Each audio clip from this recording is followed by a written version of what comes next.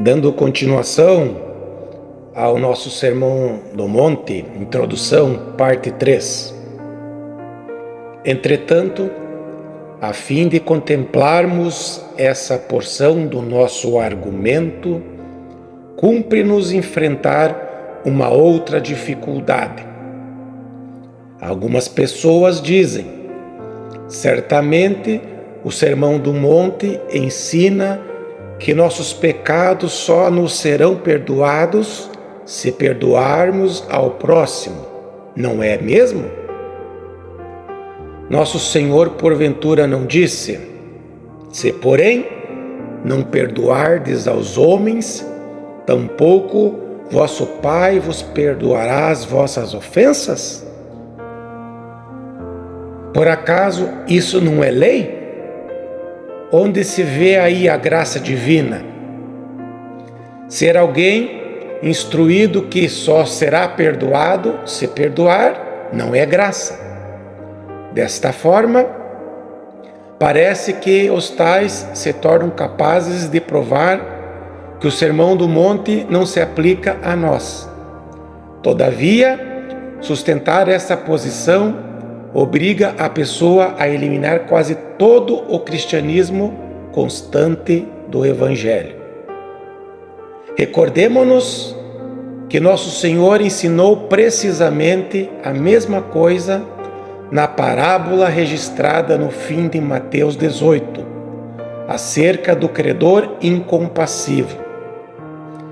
Esse homem dirigiu-se ao seu senhor, rogando-lhe que lhe perdoasse determinada dívida, e o seu senhor lhe a perdoou.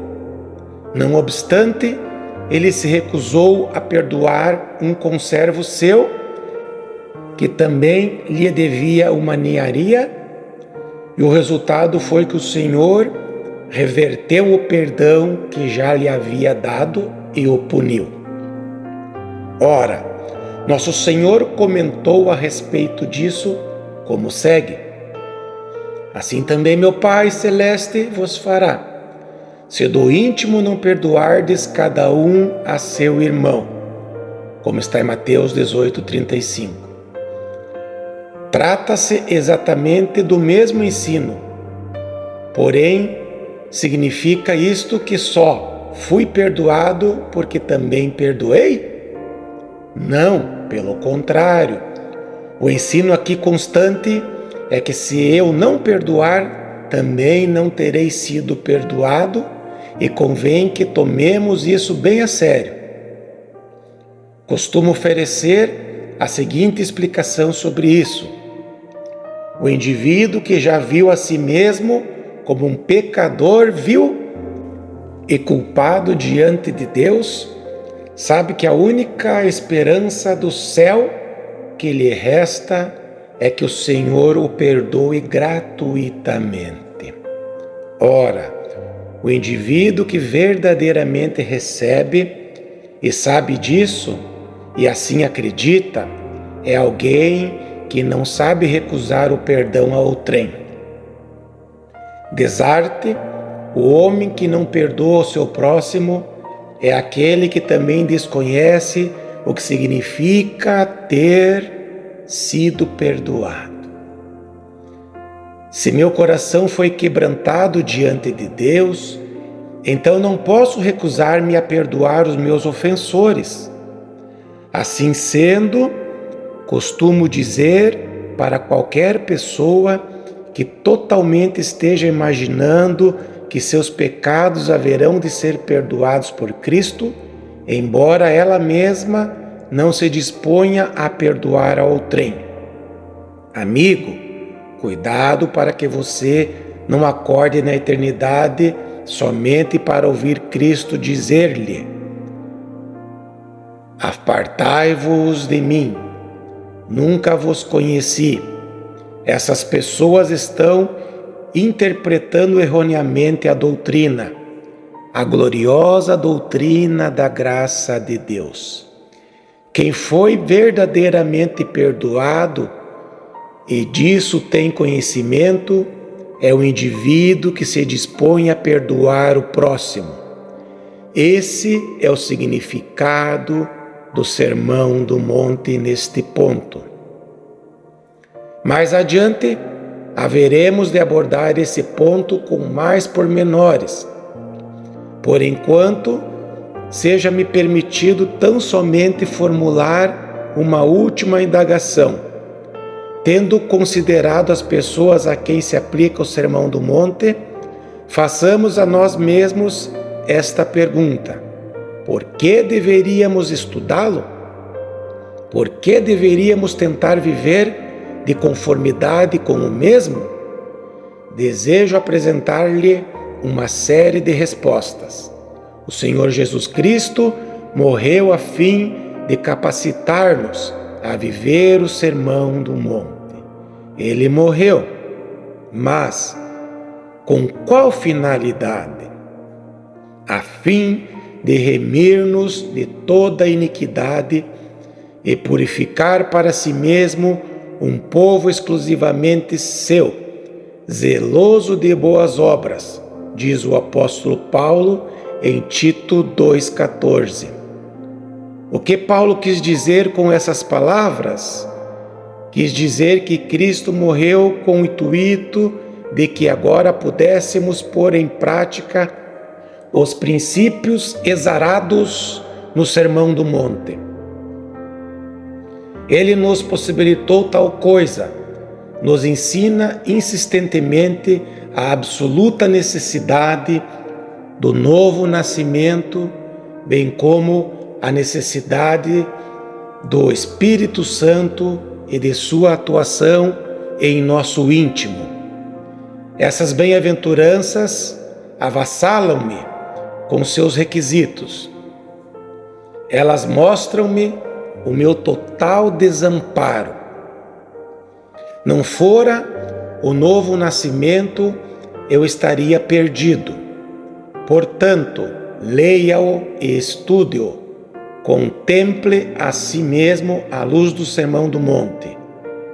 Ele haverá de levá-lo a perceber sua necessidade do novo nascimento e das graciosas operações do Espírito Santo.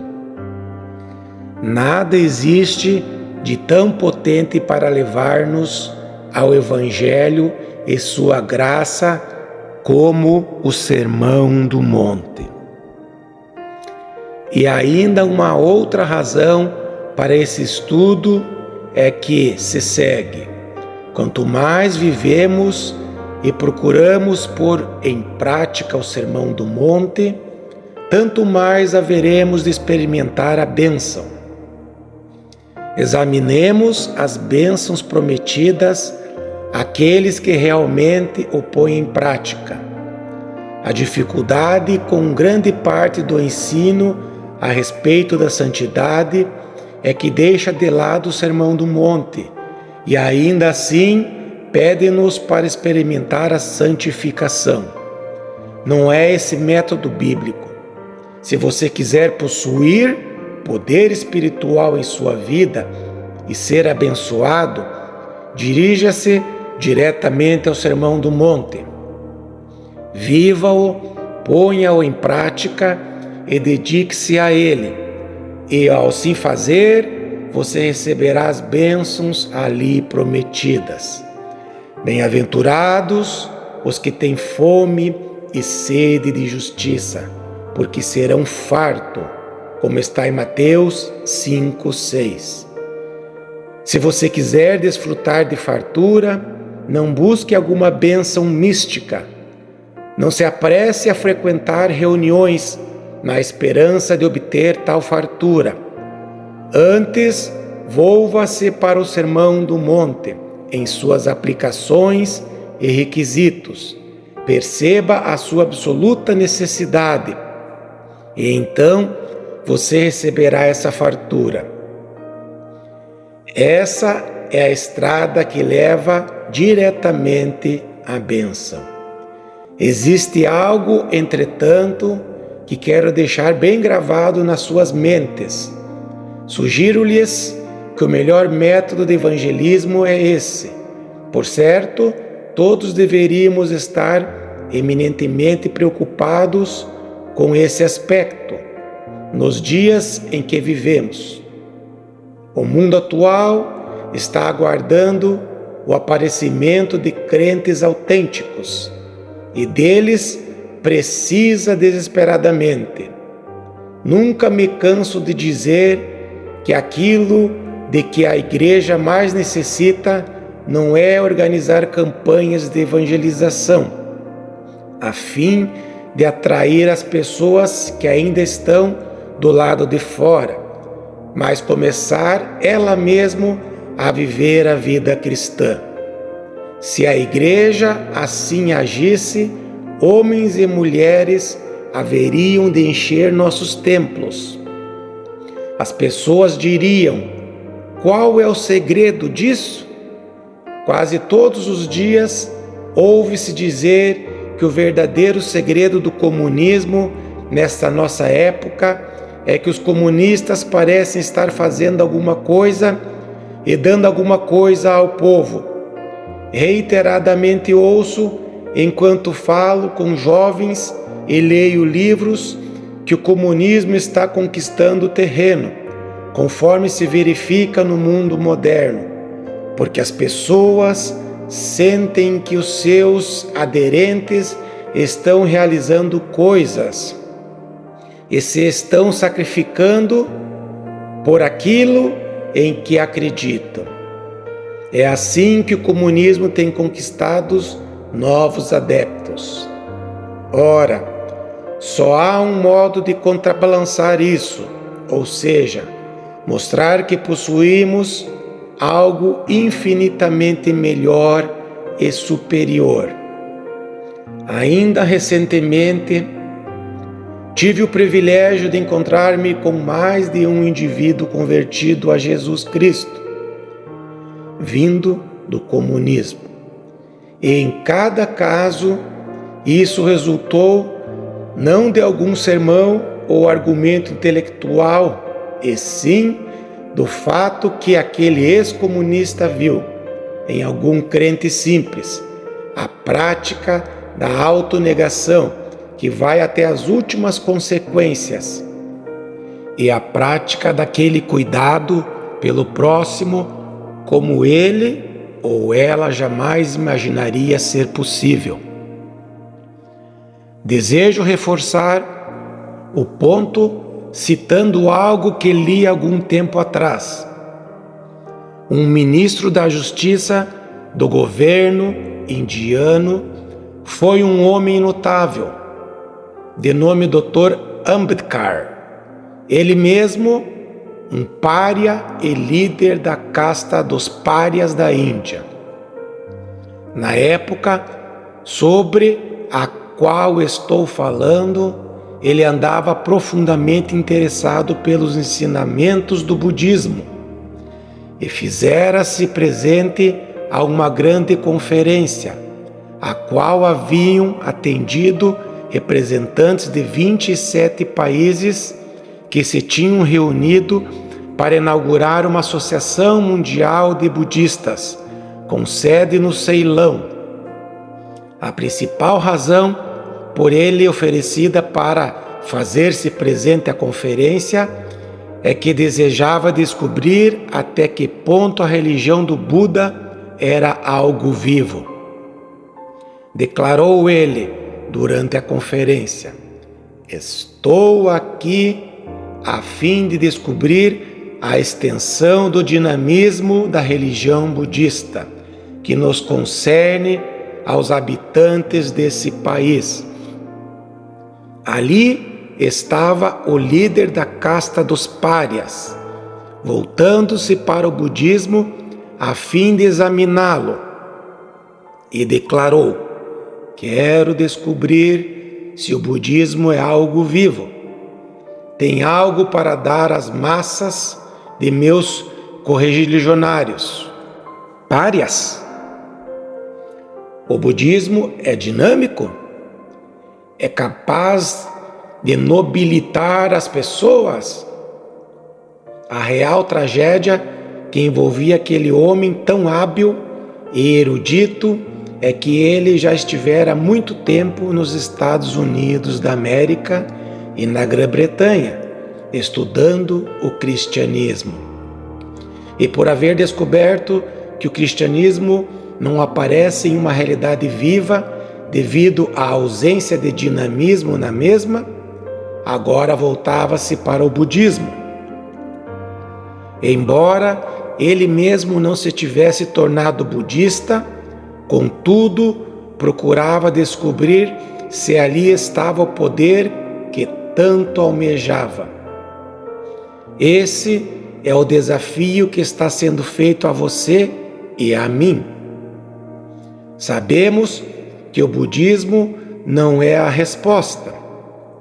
Afirmamos crer que o Filho de Deus veio a esse mundo, que ele enviou o seu próprio Espírito Santo para viver em nós, que ele nos tem conferido do seu próprio poder absoluto para que em nós habite e para que nos transforme, a fim de que possamos adquirir para nossa vida qualidades similares às de Cristo.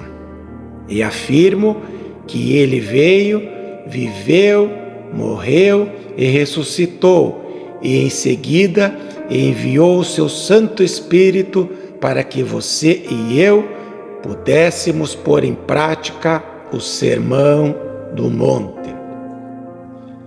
Não diga que o Sermão do Monte nada tem a ver conosco. Bem pelo contrário, há laços seguros que nos ligam a ele. Se ao menos todos estivéssemos vivendo conforme o Sermão do Monte, então os homens saberiam que o Evangelho cristão é deveras dinâmico. Reconheceriam que o cristianismo é uma realidade viva e não ficariam mais a procurar por alguma outra coisa. Diriam: achei! Além disso, se você lesse a história da igreja, verificaria que sempre foi nos períodos em que os crentes, homens e mulheres, tomaram a sério o Sermão do Monte, deixando-se amoldar por ele, que surgiu verdadeiro reavivamento. E quando o mundo vê um indivíduo crente autêntico, não somente se sente condenado, mas também impelido e atraído. Por conseguinte, estudemos cuidadosamente esse sermão, o qual afirma mostrar-nos o que nos convém fazer, pois não somente expõe as exigências, também aponta para o suprimento, para o manancial do poder. Que Deus nos conceda a graça para levar a sério o Sermão do Monte de forma honesta e sob oração, até nos tornarmos exemplos vivos do mesmo, modelares quanto a esse glorioso ensinamento.